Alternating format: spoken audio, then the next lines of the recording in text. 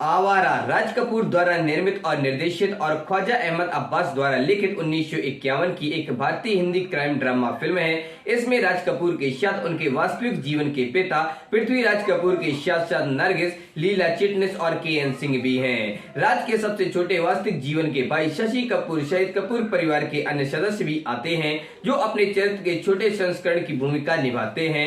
और पृथ्वीराज के पिता दीवान बसवेश्वर नाथ कपूर अपनी एकमात्र फिल्म उपस्थिति में एक कैमियो ने भूमिका निभा रहे हैं। फिल्म का संगीत शंकर जयकिशन ने तैयार किया था। यह फिल्म दक्षिण एशिया में रातों रात सनसनी बन गई और विदेशों में शोवित संघ, पूर्वी एशिया, अफ्रीका, कैरेबियन, मध्य पूर्व और पूर्वी यूरोप में और भी बड़ी सफलता मिली थी। विशेष रूप से मुकेश द्वारा गाया गया गीत आवारा हूँ बहुत ज्यादा प्रसिद्ध हुआ था। बात करें अगर इसकी कहानी के बारे में तो रघुनाथ एक धनी जिला न्यायाधीश है। वह एक अपराधी के बेटे जग्गा को बलात्कार का दोषी ठहराता है।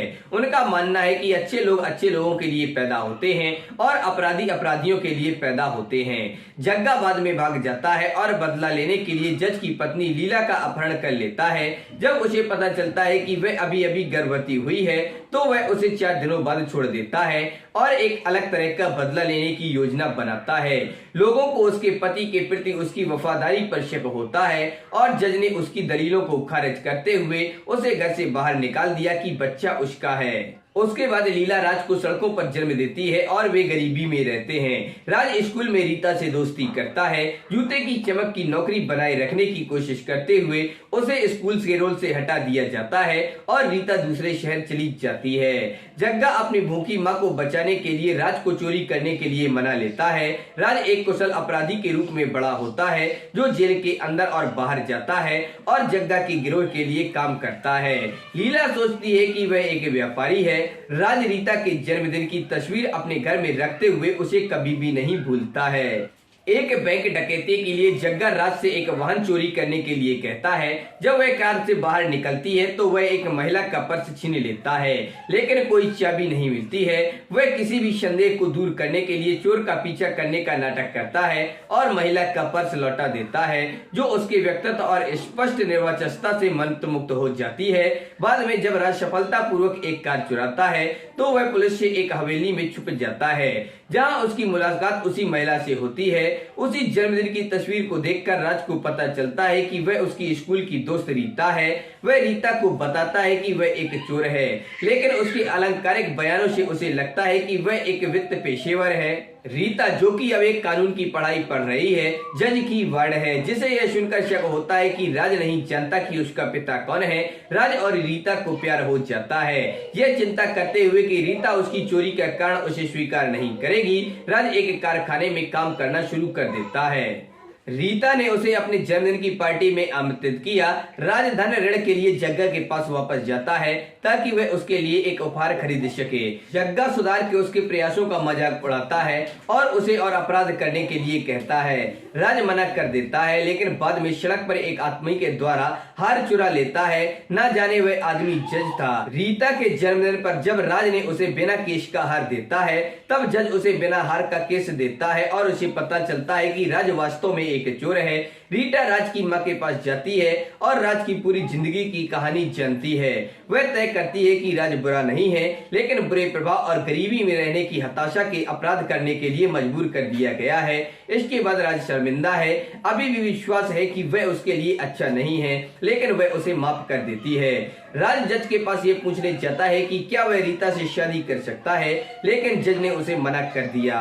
इस बीच जग्गा और गिरोह बैंक डकैती करते हैं, लेकिन उनसे एक गलती यह हो जाती है कि उन्हें पुलिस से भागना पड़ता है। जग्गा राज के घर में छिप जाता है, जहां लीला उसे पहचान लेती है और वह उस पर हमला कर देता है। राज प्रवेश करता है और उससे लड़ता है। आत्मरक्षा में जग्गा की हत्या करता है।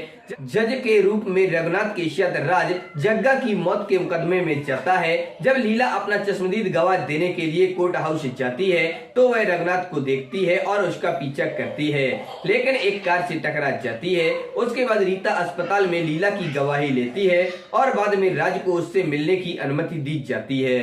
लीला राज को बताती है कि जज उसके पिता हैं और वह अपने बेटे से उसे माफ करने के लिए कहती है। लेकिन राज जज पर उसे और उसकी मां को परेशान करने के लिए गुस्सा हो जाता है। वह जेल से भाग जाता है और बदला लेने के लिए जज को मारने की कोशिश करता है, लेकिन रीता ने उसे रोक दिया। रीता ने मारपीट के मुकदमे में राज का बचाव किया, लेकिन पिता पुत्र के रिश्ते का खुलासा किया। राज अपने कार्यों का बचाव नहीं करने का विकल्प चुनता है और कहता है कि वह एक बुरा आदमी है।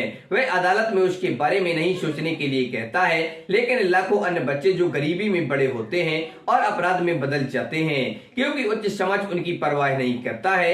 जब वह अपने फैसले का इंतजार कर रहा होता है तो न्यायाधीश रघुनाथ राज से मिलने जाते हैं, जो अंत में स्वीकार करते हैं कि राज उनका बेटा है और आंसू बहाते हुए क्षमा मांगते हैं। उसके बाद अंत में राज को फांसी से बचा लिया जाता है, लेकिन उसे उसके अपराध के लिए 3 साल की जेल की सजा सुनाई जाती है।